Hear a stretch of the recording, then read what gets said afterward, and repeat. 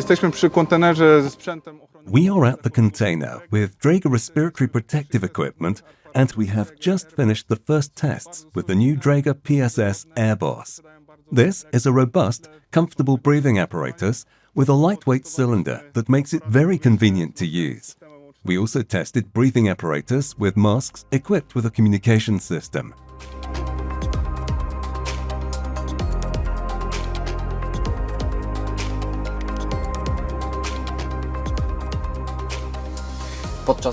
When designing this product, we focused in particular on the needs of firefighters in action, that is, the reliability of our devices. We use end-to-end Dräger solutions as well as systems to monitor our container's operating parameters remotely. This brings us well into the 21st century.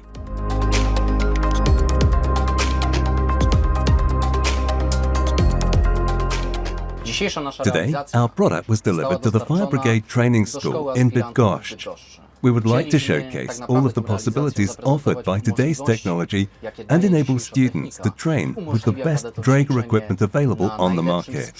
The PSS 7000 SCBA is a high-end, top-of-the-range solution.